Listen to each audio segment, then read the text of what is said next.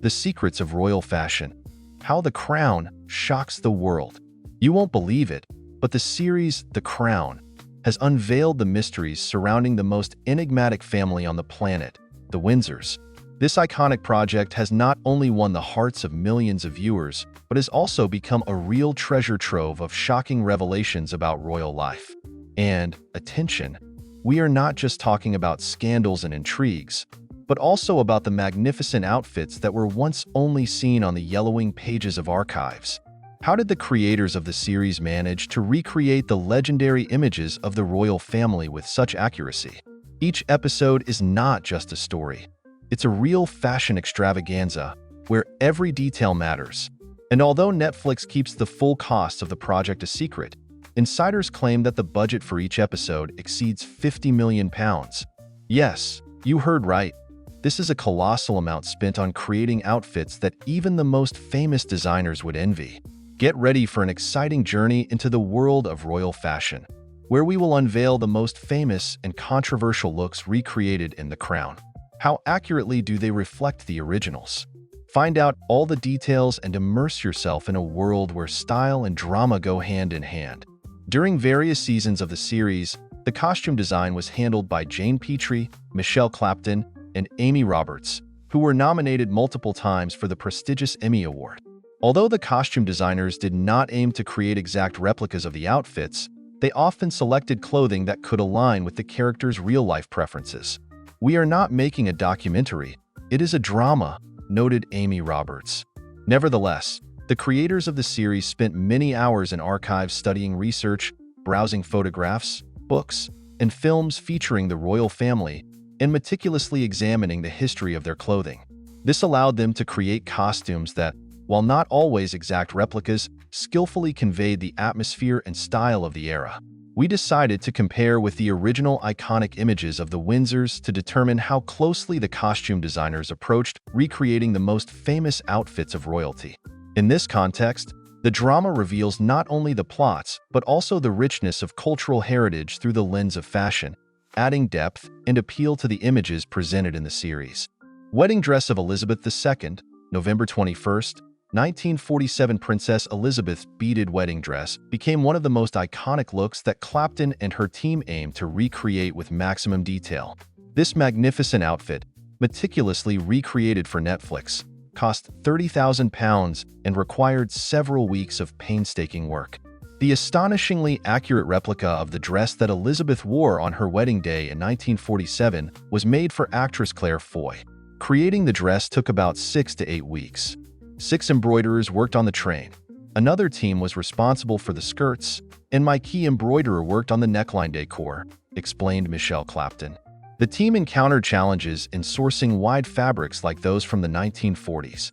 "I believe the train turned out to be about 3 inches narrower than the original," the designer added.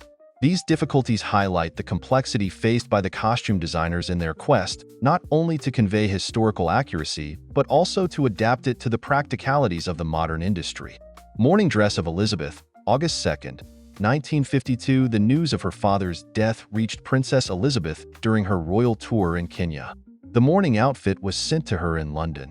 When the plane landed, a black suit was delivered to the airport so Elizabeth could change on board. Waiting at the bottom of the steps were her uncle, the Duke of Gloucester, and Winston Churchill. This moment became one of the significant episodes not only in her life, but also in the history of the British monarchy. The change in her life's direction, expressed in the symbolic act of donning a mourning suit, marked the beginning of a new era in her reign. Coronation Dress of Elizabeth II, June 2nd, 1953. Recreating all the dresses, robes, and garments for the anointing was a titan's task, Clapton recounts. In the workshop, 5 or 6 people were working on costumes for key characters, while various elements of the dresses and embroidery were being made in other workshops. Masters were also involved in creating prints for church items. The coronation outfit had better luck than the wedding dress of Princess Lilibet, as it did not have to be made from scratch. Swarovski had created a replica back in 2012 for an exhibition celebrating the Queen's Diamond Jubilee, and this outfit was used for filming an important scene. It was a bit long, but we styled Claire Foy with high heels, and the look was stunning, noted Clapton. 2 robes were required for the monarch: an 18-foot maroon one trimmed with ermine and a 21-foot purple robe with white silk trim. In recreating these, Clapton and her team used faux fur, adding black spots to the white edging for an authentic look. After creating Elizabeth's coronation wardrobe, costumes for the clergy, as well as looks for other royal family members and guests, needed to be prepared. This comprehensive approach ensured historical authenticity and visual opulence in key scenes of the series.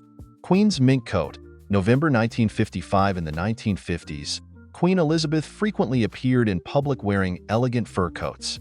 Despite her declaration that she would no longer wear new fur items, she still appeared in vintage furs from time to time. In one scene of the series, Claire Foy is dressed in a fur coat model reminiscent of the one the Queen wore almost 70 years ago. This costume choice emphasized the connection to historical outfits and added authenticity to the scenes, capturing the atmosphere and style of the Queen at that time. Thus, the use of such clothing helps to revive the past and immerse viewers further into the era of Elizabeth II's reign. In 1957, Queen Elizabeth II made her television debut with the traditional Christmas message. For this event, she chose a festive gold midi dress with a knot at the bodice. In the series, the dress for Claire Foy was recreated with meticulous accuracy to best capture the atmosphere and style of that time. This iconic performance and attire represented significant moments in both royal history and global television, and the careful recreation of the dress in the series underscored the importance of this event and its impact on viewers. Wedding dress of Princess Margaret, May 6, 1960.